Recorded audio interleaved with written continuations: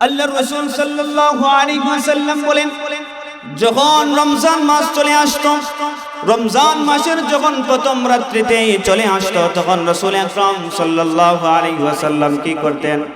প্রত্যেক রাত্রিতে হযরতে জিবরাইল আলাইহিস সালাতু ওয়াস সালাম আল্লাহর রাসূল সাল্লাল্লাহু আলাইহি ওয়াসাল্লামের কাছে চলে আসতেন। আসার পরে এক প্রথম কোরআন শরীফ রাসূল আকরাম সাল্লাল্লাহু আলাইহি ওয়াসাল্লাম হযরতে জিবরাইল আলাইহিস সালাতু ওয়াস সালামকে তেলাওয়াত করে শোনাতেন।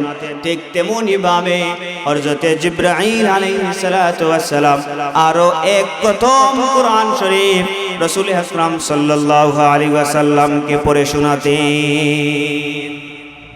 তাহলে প্রত্যেক রাত্রিতে রাসূল একবার জিবরাইলকে শোনাতেন, আবার জিবরাইল একবার রাসূলকে শোনাতেন। তাহলে কয় খতম হলো? 2 খতম কোরআন শরীফ প্রত্যেক রাত্রিতে হতে। একবার রাসূলে শোনাতেন, আরেকবার জিবরাইল শোনাতেন। এভাবে 30টা রোজা, যদি 30টা রোজা হয় 30 দিন এভাবে জিবরাইল আলাইহিস সালাতু ওয়াস সালাম প্রত্যেক রাত্রিতে আসতেন এবং আসার পরে রাসূলে শোনাতেন এক খতম, জিবরাইল আলাইহিস সালাতু ওয়াস সালাম শোনাতেন এক খতম। বলেন না সুবহানাল্লাহ। হাদিস শরীফের মধ্যে আছে আল্লাহ রাসূল সাল্লাল্লাহু আলাইহি ওয়াসাল্লাম বলেন, আল্লাহুম্মা বারিক লানা ফি রজব ওয়া শাবান ওয়া বাল্লিগনা রমাদান।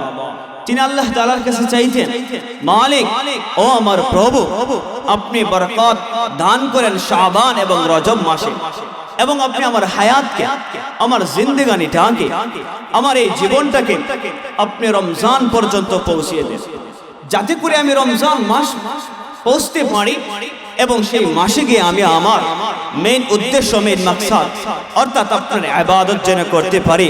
এই দোয়াটা আল্লাহ রাসূল হাবিবে কিবরিয়া জনাবে আরবি হযরত মুহাম্মদ মুস্তাফা সাল্লাল্লাহু আলাইহি ওয়াসাল্লাম আল্লাহ তাআলার কাছে এই দোয়াটা করতেন। বলেন না সুবহানাল্লাহ।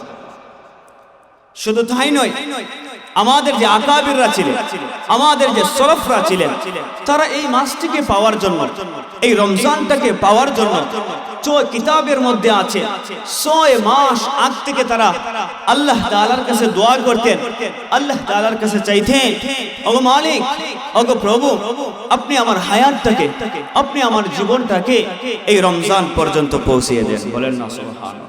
কয় মাস আগ থেকে ভাই? 6 মাস আগ থেকে তারা এই রমজানকে পাওয়ার জন্য আল্লাহ তাআলার কাছে দোয়া করতেন। এখন দেখেন, এগুলো হলো তাদের আমল, এগুলো হলো তাদের চিন্তা চেতনা ছিল এই রমজানটাকে পাওয়ার জন্য। কিন্তু আপনার আমার অবস্থাটা কেমন? আপনার আমার অবস্থাটা কেমন? আমরা একটু চিন্তা করি। রমজান মাস আসে তো আমাদের দঙ্গে তামশায়, আমাদের বেখেয়ালি, আমাদের আরামে, আমাদের ইফতারি সেহরিতে, বিভিন্ন রকমের আইটেমে, বিভিন্ন রকমের নানান ধরনের খাবারে, নানান ধরনের গল্পে, নানান ধরনের চিন্তা চেতনা আমাদের রমজানটা কেটে যায়। কিতাবের মধ্যে পাওয়া যায় আমাদের আকাবিররা, আমাদের সলফরা এই রমজানকে শান্তিময় ভাবে, রমজানকে মূল্যবান হিসাবে তারা নিবৃত্তে একাকিত্ব ভাবে, একাকিত্ব পরিবেশে, মনোরম পরিবেশে ইবাদত করার জন্য তারা রমজানের আগে তাদের যত কাজকর্ম আছে, তাদের যত কাজগুলো আছে, তারা রমজানের আগে শেষ করে নিতেন। আর রমজানে তারা একদম ফ্রেশ থাকতেন, কাজ মুক্ত থাকতেন। শুধু এই রমজান মাসে আল্লাহর ইবাদত করার জন্য, আল্লাহর বন্দেগী বেশি বেশি করার জন্য। বলেন না সুবহানাল্লাহ। তো আমাদের অবস্থা নাই। তো দেখেন, এই রমজান মাস আমাদের কাছে চলে আসতেছে। এই রমজান মাস শুধু ইফতার খাওয়ার মাস না, এই রমজান মাস শুধু সেহরি খাওয়ার, ভালো ভালো আইটেম খাওয়ার মাসটা নয়। এই মাসটা হলো কিসের মাস? এই মাসটা হলো ইবাদতের মাস। কিসের মাস ভাই? ইবাদতের মাস। দেখেন না, যখন এই যে বৈশাখ মাস যখন চলে আসে, তখন দেখবেন উজাই উঠে আউরে। আপনাদের হাওয়ার তো দেখার হাওয়ার, আমাদের হাওয়ারও দেখার হাওয়ার। এই যখন উজাই চলে আসে, উজাই মারতে হয় মানুষ, তখন দেখবেন অনেক মানুষ অনেক ধরনের মাছ মারে। কেন? এটা উজাইয়ের সময় সর্ব ধরনের মানুষ যায় মাছ মারার জন্য। কেননা এটা কয়েকদিন থাকে, অল্প কয়েকদিন থাকে, এরপরে আবার চলে যায়, আওয়ারটা বুড়ে যায়, আওয়ারের চতুর্দিকে পানি চলে আসে, এরপরে আর মাছ মারা যায় না। তো প্রত্যেকটা বিষয়ের একটা সিজন আছে, প্রত্যেকটা জিনিসের একটা সিজন আছে। যেমন বৈশাখ মাস, এই মাসটা হলো খেতে কাটার মাস, ফসল কাটার মাস। আমরা এই যে ভাদো মাসে, আমরা মাঘ মাসে ক্ষেত কামার করি এবং সেই ফসলগুলা বৈশাখ মাসে আমরা কাটি। তখন এটা হলো কাটার মাস, ফসল কাটার মাস, তখন আমাদের আনন্দ থাকে অনেক। ঠিক তেমনি ভাবে সারাটা মাস আমরা যেভাবে চলি না কেন, যেভাবে কাটাই না কেন, কিন্তু ওই 12 মাসের মধ্যে সবচাইতে ইবাদতের মাস, সবচাইতে বেশি আমল করার মাস হলো রমজান মাস। এই জন্য তো হাদিস শরীফের মধ্যে আছে, আল্লাহর রাসূল সাল্লাল্লাহু আলাইহি ওয়াসাল্লাম বলেন, ওই মাসে যখন কোনো বান্দা একটা নফল ইবাদত করবে, একটা নফল ইবাদত করবে, ওই একটা নফলকে আল্লাহ তাআলা ফরজের সমতুল্য করে দেন। বলেন না সুবহানাল্লাহ। আর যখন একটা ফরজ আদায় করে, তখন ওই ফরজটাকে আল্লাহ তাআলা 70টা ফরজের সমতুল্য করে দেন। বলেন না সুবহানাল্লাহ। এটা হলো ইবাদতের মাস। এই জন্য সাহাবায়ে কেরাম ইবাদত করেছেন এই মাসে বেশি বেশি। রাসূল আকরাম সাল্লাল্লাহু আলাইহি ওয়াসাল্লাম এই মাসে বেশি বেশি ইবাদত করেছেন। আমাদের আকাবিররা এই মাসে বেশি বেশি ইবাদত করেছেন। তো দেখেন রাসূল আকরাম সাল্লাল্লাহু আলাইহি ওয়াসাল্লাম 12টা মাস ইবাদত করতেন, 12 মাস কন্টিনিউ ইবাদত করতেন। তবে এই 12 মাসের মধ্য থেকে সবচাইতে বেশি ইবাদত যে মাসে করতেন সেটা হলো রমজান মাস। এই রমজান মাসে রাসূল আকরাম সাল্লাল্লাহু আলাইহি সাল্লাম কোন কাজগুলো বেশি করতেন? কিতাব এবং হাদিস থেকে পাওয়া যায় রাসূল আকরাম সাল্লাল্লাহু আলাইহি ওয়াসাল্লাম অন্যান্য মাসে এই কাজগুলো করতেন, তবে রমজান মাসে এগুলো বেশি করতেন। 4টা কাজ রাসূল আকরাম সাল্লাল্লাহু আলাইহি ওয়াসাল্লাম এই রমজান মাসে বেশি বেশি করতেন। কয়টা কাজ করতেন ভাই? 4টা কাজ বেশি বেশি করতেন। আরো অনেক আমল করতেন, আর ওই 4টা কাজ অন্যান্য মাসেও করতেন, কিন্তু রমজান মাসে এই 4টা কাজ বেশি বেশি করতেন। 1 নম্বর কাজ বেশি বেশি কি করতেন রাসূল আকরাম সাল্লাল্লাহু আলাইহি সাল্লাম? 1 নম্বর হলো কুরআন তেলাওয়াত করতেন। কি করতেন ভাই? কুরআন তেলাওয়াত করতেন। কেন না এই কুরআনটা নাজিল হয়েছে রমজান মাসে। শাহরু রমাদান আল্লাযী উনজিলা ফীহিল কুরআন। আল্লাহ তাআলা সূরা বাকারার এই আয়াতের মধ্যে জানিয়ে দিয়েছেন, আমি আল্লাহ সুবহানাহু ওয়া তাআলা এই কুরআনকে নাজিল করেছি রমজান মাসে। এই কুরআনকে রমজান মাসে নাজিল করার কারণে রমজান মাসটা দামি হয়ে গেছে। এই 12 মাসের মধ্য থেকে শ্রেষ্ঠতম মাস হয়ে গেছে রমজান মাস। আর এই রমজান মাসে আমি কুরআন নাজিল করেছি। এই জন্য রাসূল আকরাম সাল্লাল্লাহু আলাইহি ওয়াসাল্লাম এই মাসে বেশি বেশি করে কুরআন তেলাওয়াত করতেন। বুখারী শরীফের মধ্যে হাদিস আসছে, প্রথম দিক থেকে আল্লাহর রাসূল সাল্লাল্লাহু আলাইহি ওয়াসাল্লাম বলেন, কানা নবী সাল্লাল্লাহু আলাইহি ওয়াসাল্লাম ইযা কানা রমাদান ইয়ারিদু আলাইহিল কুরআন। যখন রমজান মাস চলে আসতো, তখন রাসূল আকরাম সাল্লাল্লাহু আলাইহি ওয়াসাল্লাম প্রতি রাত্রিতে এক খতম কুরআন হযরত জিবরাইল আলাইহিস সালাতু ওয়াস সালামকে পড়ে শোনাতেন। বলেন না সুবহানাল্লাহ। তাহলে এই হাদিসের মধ্যে আল্লাহর রাসূল সাল্লাল্লাহু আলাইহি ওয়াসাল্লাম বলেন, যখন রমজান মাস চলে আসতো, রমজান মাসের যখন প্রথম রাত্রিতে চলে আসতো, তখন রাসূল আকরাম সাল্লাল্লাহু আলাইহি ওয়াসাল্লাম কি করতেন? প্রত্যেক রাত্রিতে হযরতে জিবরাইল আলাইহিস সালাতু ওয়াস সালাম আল্লাহর রাসূল সাল্লাল্লাহু আলাইহি ওয়াসাল্লামের কাছে চলে আসতেন। আসার পরে এক খতম কোরআন শরীফ রাসূল আকরাম সাল্লাল্লাহু আলাইহি ওয়াসাল্লাম হযরতে জিবরাইল আলাইহিস সালাতু ওয়াস সালামকে তেলাওয়াত করে শোনাতেন। ঠিক তেমনি ভাবে হযরতে জিবরাইল আলাইহিস সালাতু ওয়াস সালাম আরো এক খতম কোরআন শরীফ রাসূল আকরাম সাল্লাল্লাহু আলাইহি ওয়াসাল্লামকে পড়ে শোনাতেন। তাহলে প্রত্যেক রাত্রিতে রাসূল একবার জিবরাইলকে শোনাতেন, আবার জিবরাইল একবার রাসূলকে শোনাতেন। তাহলে কয় খতম হলো? 2 খতম কোরআন শরীফ প্রত্যেক রাত্রিতে হতে। একবার রাসূলে শোনাতেন, আরেকবার জিবরাইল শোনাতেন। এভাবে 30টা রোজা, যদি 30টা রোজা হয় 30 দিন এভাবে জিবরাইল আলাইহিস সালাতু ওয়াস সালাম প্রত্যেক রাত্রিতে আসতেন এবং আসার পরে রাসূলে শোনাতেন এক খতম, জিবরাইল আলাইহিস সালাতু ওয়াস সালাম শোনাতেন এক খতম। বলেন না সুবহানাল্লাহ। এইভাবে রাসূল আকরাম সাল্লাল্লাহু আলাইহি ওয়াসাল্লাম বেশি করে কোরআন তেলাওয়াত করতেন, বেশি করে কোরআন তেলাওয়াত করতেন। এই জন্য কোরআন পড়া যেভাবে সওয়াব, এই জন্য কোরআন শোনাও সেইভাবে সওয়াব। এই জন্য কোরআনে কারীমের মধ্যে আল্লাহ তাআলা জানিয়ে দিয়েছেন যে ইযা কুরিআল কুরআন ফাসতামিউ লাহ। যখন কোরআন তোমাদের কাছে পাঠ করা হয়, কোরআন তেলাওয়াত করা হয়, তখন তোমরা মনোযোগ সহকারে শুনবে। যখন কেউ কোরআন তেলাওয়াত করে, তখন শ্রবণকারীর জন্য আবশ্যক হলো ওই তেলাওয়াতকারীর তেলাওয়াতকে মনোযোগ সহকারে শুনতে। এই জন্য পড়লে যেভাবে সব, শুনলেই সেভাবে সব।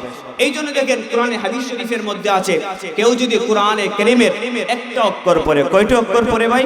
একটি অক্ষর। যেমন 29টা হরফের মধ্যে একটা হরফ, যেমন আলিফ, কেউ যদি আলিফ পড়ে তাহলে ওই আলিফ পড়ার কারণে আল্লাহ তাআলা সাথে সাথে 10টা নেকি তার আমলনামার মধ্যে লিখে দেন। বলেন না সুবহানাল্লাহ। দুনিয়ার এমন কোন বিষয় নাই, দুনিয়ার এমন কোন সাবজেক্ট নাই যে সাবজেক্টের মধ্যে, যে বিষয়ের মধ্যে আমি যদি একটা অক্ষর পড়ি, ইংলিশ যে বর্ণগুলো আছে এই বর্ণগুলোর মধ্যে থেকে যদি আমি একটি বর্ণ পড়ি তাহলে আমার কোনো সওয়াব হবে না। বাংলা যত বর্ণগুলো আছে এই বর্ণগুলোর মধ্যে থেকে আমি যদি একটা বর্ণ পড়ি তাহলে আমার আমলনামার মধ্যে কোনো সওয়াব হবে না। এমনকি হাজার পৃষ্ঠা পড়ি, অঙ্ক, ইংলিশ, গণিত যা পড়ি না কেন, হাজার হাজার পৃষ্ঠা পড়ি, এক পৃষ্ঠা পড়লে, হাজার পৃষ্ঠা পড়লেও আল্লাহ তাআলা আমার আমলনামার মধ্যে কোনো নেকি দিবেন না, কোনো সওয়াব দিবেন না। কিন্তু এমন একটা কালাম, এমন একটা কিতাব, এমন একটা কালাম আল্লাহ তাআলা আমাদের রাসূলের উপর নাযিল করে দিয়েছেন, আমাদের হাবিবের উপর নাযিল করে দিয়েছেন যে একটা অক্ষর পড়লে আল্লাহ তাআলা সাথে সাথে 10টা নেকি তার আমলনামার মধ্যে লিখে। তাহলে একটা অক্ষর আল্লাহ তাআলা 10টা নেকি আমার আমলনামার মধ্যে লিখে দেন।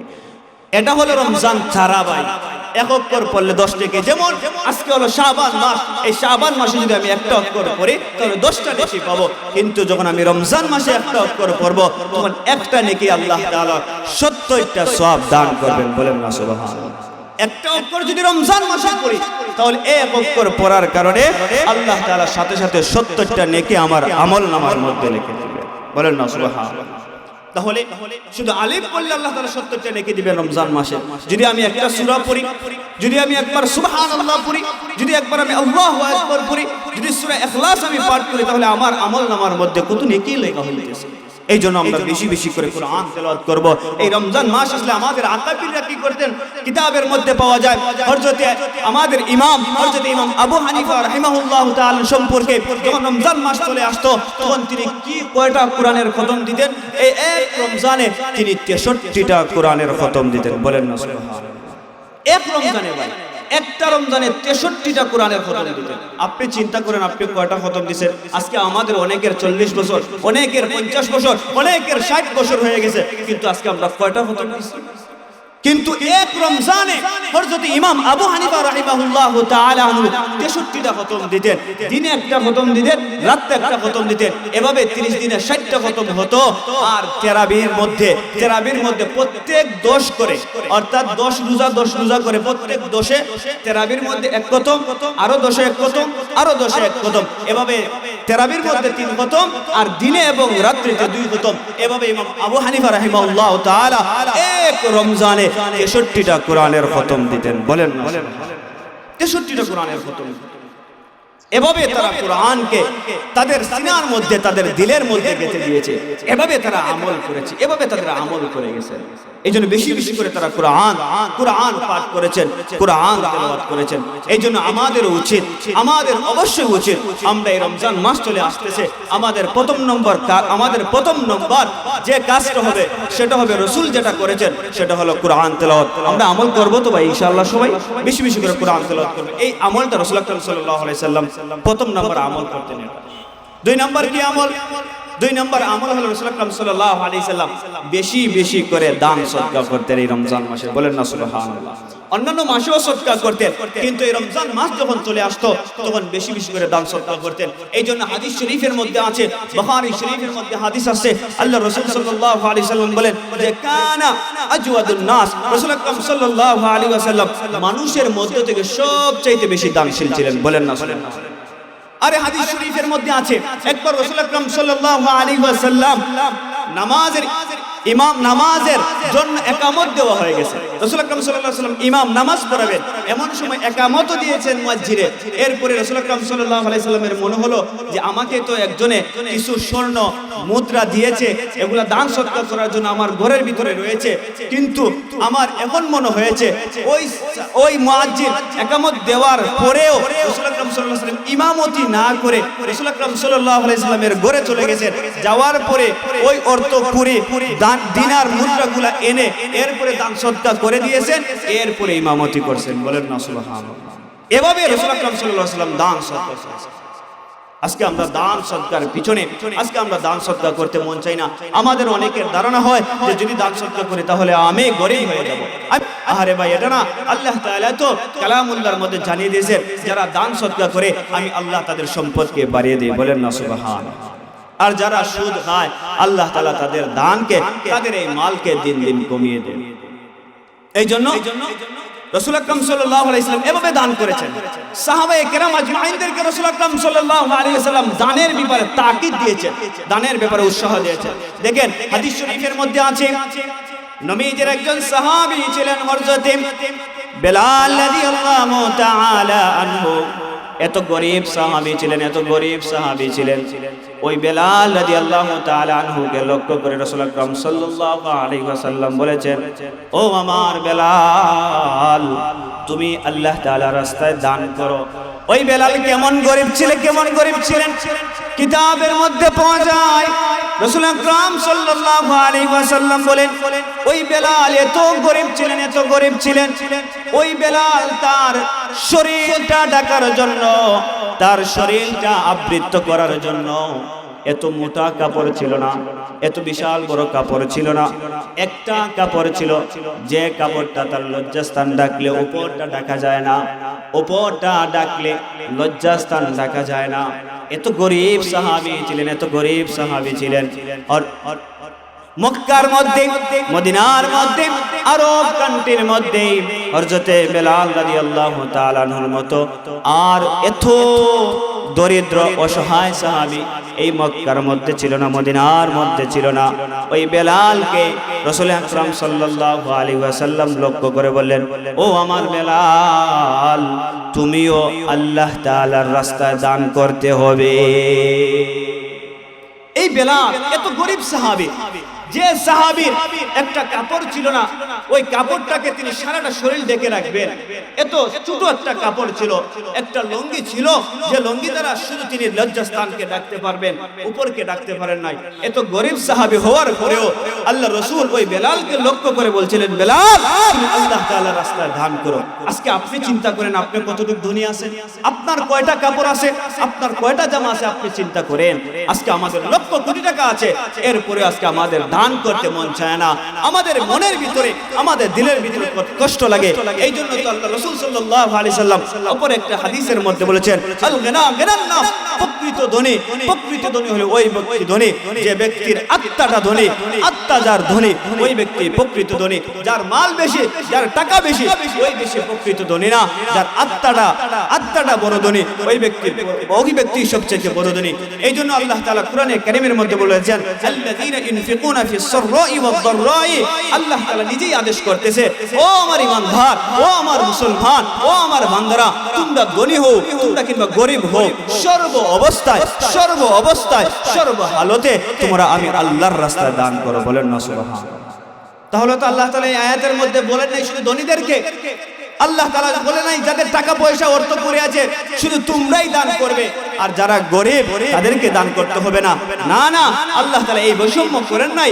আল্লাহ তাআলা উভয় শ্রেণীর ব্যক্তিকে বলেছেন, যাদের টাকা আছে, যারা গরীব, যারা অসহায়, তুমি তোমার সামর্থ্য অনুযায়ী, তোমার চাহিদা অনুযায়ী তুমি যতটুকু পারো ততটুকুই আমি আল্লাহর রাস্তায় দান করে দাও। বলেন না সুবহানাল্লাহ।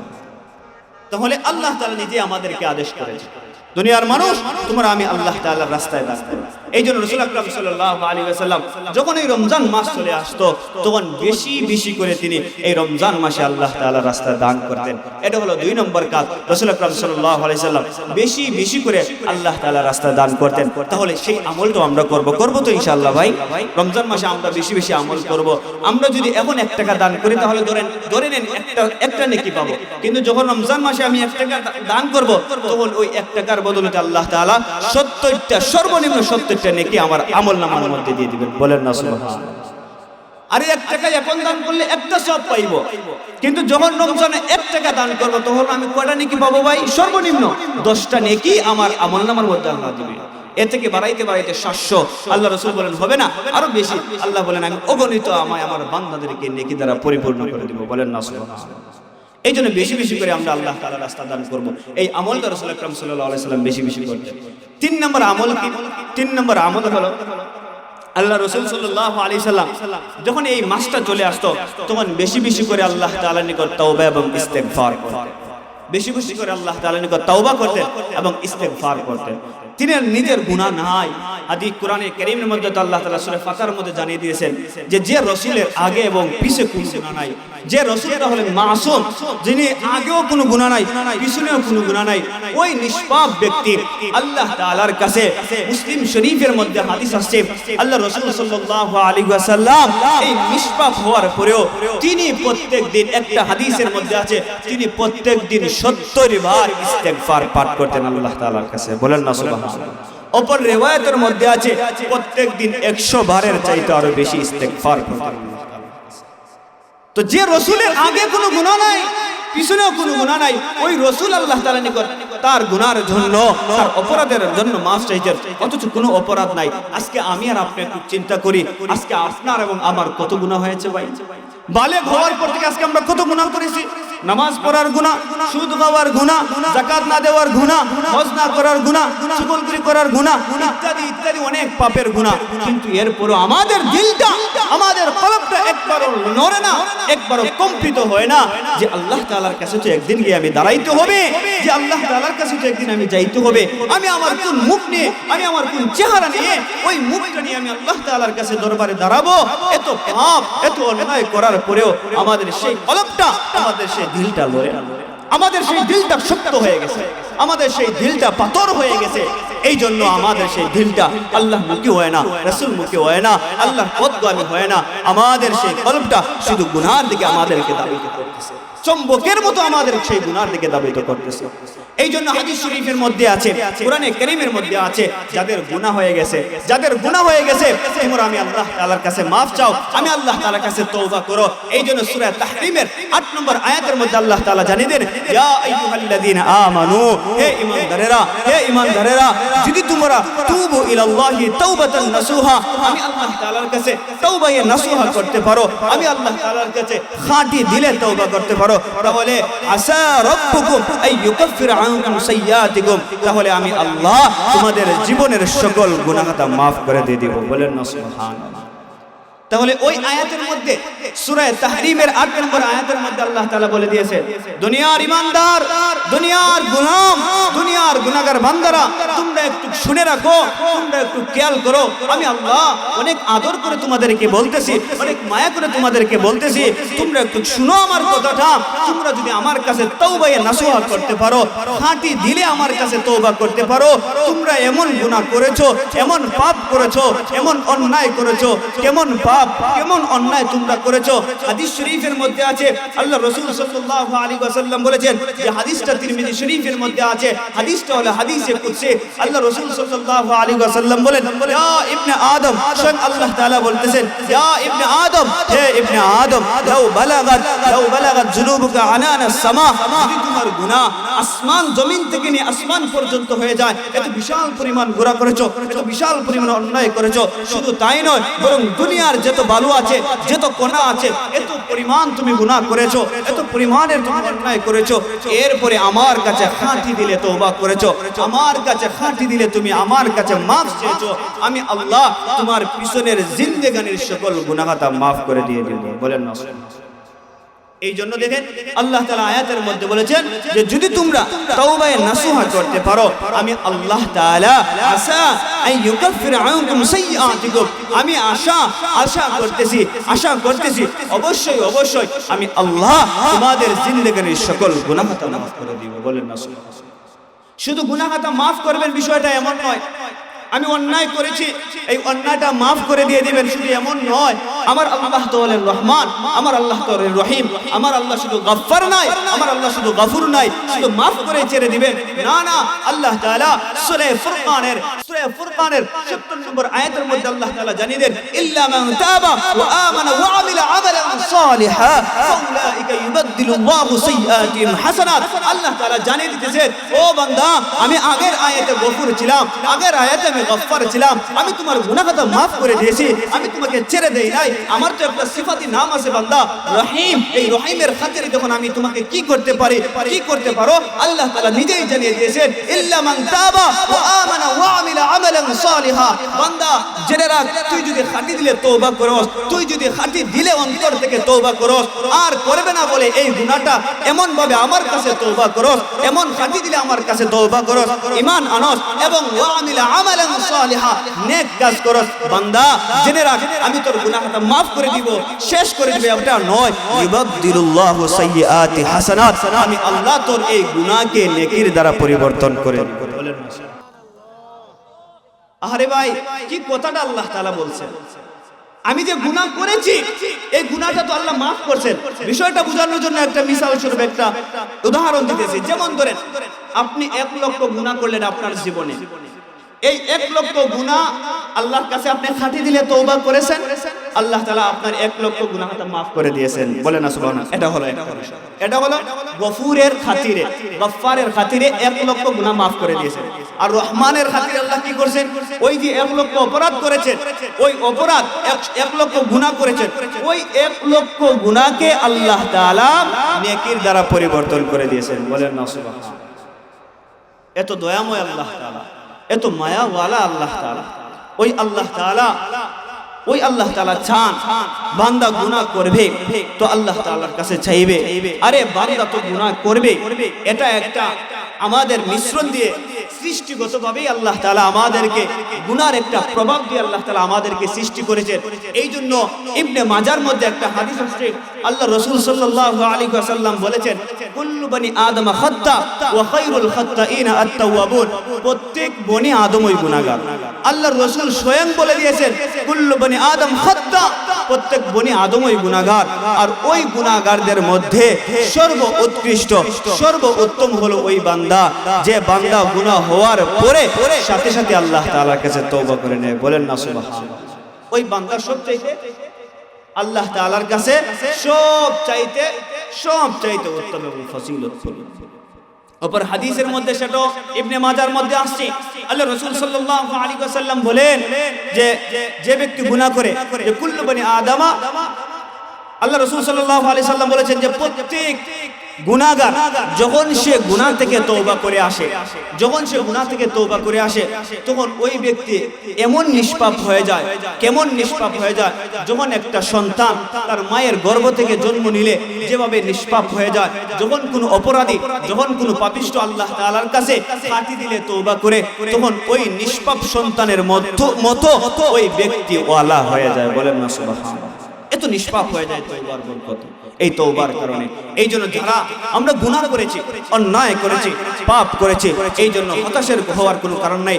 এই জন্য আল্লাহ তাআলা কালামুল্লাহর মধ্যে জানিয়েছে এক জায়গার মধ্যে, লা তাকনাতু মির রাহমাতিল্লাহ, দুনিয়ার মানুষ শুনে রাখো, অপরাধ করেছো, দোষ করেছো, গুনাহ করেছো, সমস্যা নাই, টেনশন করো না, চিন্তা করো না, আমি আল্লাহ তাআলা তো আছি, আমি আল্লাহ তাআলার কাছে মাফ চাও, যদি মাফ চাইতে পারো আমি অবশ্যই আল্লাহ তাআলা তোমার সব গুনাহটা মাফ করে দিয়ে দিব। বলেন না সুবহানাল্লাহ। এই জন্য বেশি বেশি করে 3 নম্বর যে কাজটা করতেন রাসূল, সেটা হলো আল্লাহ তাআলার কাছে এই রমজানে বেশি বেশি করে আল্লাহ তাআলার কাছে ইস্তেগফার এবং তওবা করতেন। 4 নম্বর যে কাজটা করতেন সেটা হলো বেশি বেশি করে দোয়া করতেন। ভাই কি করতেন? বেশি বেশি করে আল্লাহ তাআলার কাছে দোয়া করতেন। আল্লাহ তাআলার কাছে খাঁটি দিলে তিনি দোয়া করতেন। দোয়া এমন একটা আমল, আজকে আমরা তো আমাদের এই বর্তমান সিচুয়েশনের অবস্থা, দোয়া এমন একটা ইবাদত যে এটা আলাদাভাবে ইবাদত, সেটা আমরা অনেকেই বুঝি না। আমরা মনে করি ইমাম সাহেব নামাজ পড়িয়েছেন, এরপরে দোয়া করেছেন, শেষ দোয়ার খাস শেষ, অথবা কেউ মিলাদে নিয়েছে হুজুরকে, মিলাদের মধ্যে শুধু দোয়া করছেন, এই শেষ দোয়ার কারবার, অথবা কোনো কবর জিয়ারতে গেছি আমরা, গিয়ে দোয়া করেছি, এই শেষ আমাদের কারবার। না রে ভাই, দোয়া হলো আল্লাহ তাআলা স্বতন্ত্র একটা ইবাদত, আলাদা একটা ইবাদত। নামাজ যেভাবে আলাদা একটা ইবাদত, রোজা যেভাবে একটা আলাদা ইবাদত, হজ যেভাবে আলাদা একটা ইবাদত, আল্লাহ তাআলা বলেন দোয়াটা হলো আমি আল্লাহ তাআলার কাছে এভাবে স্বতন্ত্র একটা ইবাদত। বলেন না সুবহানাল্লাহ। এই জন্য কোরআনে কারীমের মধ্যে আল্লাহ তাআলা বলেন, ওয়া ক্বালা রাব্বুকুম উদউনি আস্তাজিব লাকুম, ওয়া ক্বালা রাব্বুকুম উদউনি আস্তাজিব লাকুম।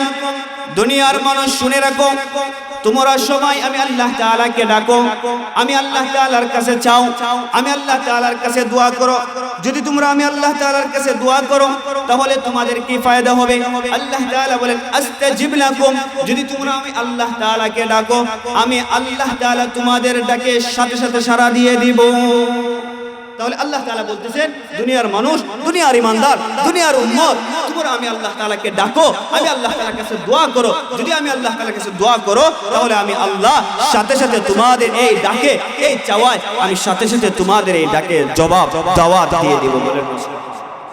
এরপরে বলতেছেন ইন্নাল্লাযীনা ইস্তাকবিরুনা আন ইবাদাতি, যারা দুনিয়ার মধ্যে এসে আমি আল্লাহ তাআলাকে ডাকে না, আমি আল্লাহ তাআলার কাছে চায় না, দুনিয়ার মধ্যে আসার পরে আমাদের অনেকের অহংকার ঢুকে যায়, আমাদের ভিতরে অনেক কিবরিয়া ঢুকে যায়, আমাদের ভিতরে অনেক ঈর্ষা ঢুকে যায়। আমরা দুনিয়ার মধ্যে আসার পরে আমরা আল্লাহ তাআলাকে ভুলে যাই, আল্লাহ তাআলাকে ডাকতে মন চাই না। আমাদের অনেকের ধারণা আরে আমি তো মরে যাব, মরে গেলে তো আমাদের সেই শরীরটা, আমার সেই হাড্ডিটা রেজা রেজা হয়ে যাবে, মাটির সাথে মিশে যাবে। আরে না না, আল্লাহ তাআলা আবার আপনাকে জীবিত করবেন। এমন যারা ধারণা করে, যারা দুনিয়ার মধ্যে এসে আমি আল্লাহ তাআলাকে ডাকে না, আমি আল্লাহ তাআলার কাছে চায় না, আল্লাহ তাআলাও ওই সকল বান্দাদেরকে জানিয়ে দিতেছেন, ও দুনিয়ার মানুষ শুনে রাখো, জেনে রাখো, দুনিয়ায় আসার পরে যে সকল ব্যক্তিরা, যে সকল মানুষরা আমি আল্লাহ তাআলাকে ডাকবে না, আমি আল্লাহ তাআলা তোমাদেরকেও জানিয়ে দিতেছি নিশ্চয়ই আমি আল্লাহ তাআলা অচিরেই তোমাদেরকে লাঞ্ছিত অবস্থায়, অপমানিত অবস্থায় জাহান্নামের মধ্যে নিক্ষেপ করব। বলেন না নাউজুবিল্লাহ। তাহলে যারা আল্লাহকে ডাকবে আল্লাহ তাআলা সাথে সাথে তাদের ডাকে জবাব দিয়ে দিবেন। আর দুনিয়ার মধ্যে আসার পরে যারা আমি আল্লাহ তাআলাকে ডাকবে না, আল্লাহ তাদেরকে বলতেছেন যে তোমরা আমি আল্লাহকে যেহেতু ডাকবে না, আমি আল্লাহ তোমাদেরকে অচিরেই লাঞ্ছিত অবস্থায়, অপমানিত অবস্থায় জাহান্নামের মধ্যে নিক্ষেপ করব। বলেন না। এই জন্য আল্লাহ তাআলাকে বেশি বেশি করে ডাকবো। হাদিস শরীফের মধ্যে বলেছেন, আল্লাহ রাসূল সাল্লাল্লাহু আলাইহি ওয়াসাল্লাম বলেছেন, আদ-দুআউ হুয়াল ইবাদা, দুআই হলো একটা ইবাদত। অপর একটা riwayতের মধ্যে আছে আদ-দুআউ মুখুল ইবাদা, দুআই হলো, এই দুআই হলো সব ইবাদতের মগজ, সব ইবাদতের মূল, সব ইবাদতের মানদণ্ড। এই জন্য আমরা বেশি বেশি করে দোয়া করব আল্লাহ তাআলার কাছে। করব তো ইনশাআল্লাহ ভাই সবাই। এই জন্য চারটা আমল বললাম। এক নম্বর আমল কি ভাই? কুরআন তেলাওয়াত করা। কি ভাই? কুরআন তেলাওয়াত করা। রমজান মাসে বেশি বেশি করে আমরা কুরআন তেলাওয়াত করব। দুই নম্বর আমল হলো দান সদকা করা। বেশি বেশি করে রমজান মাসে আমরা দান সদকা করব।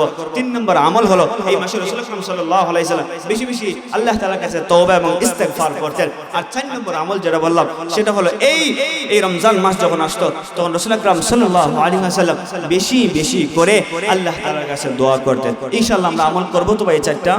ইনশাআল্লাহ আল্লাহ তাআলা আমাকেও এবং আপনাদের সবাইকে আমল করার তৌফিক দান করে। সকলে বলে আমিন।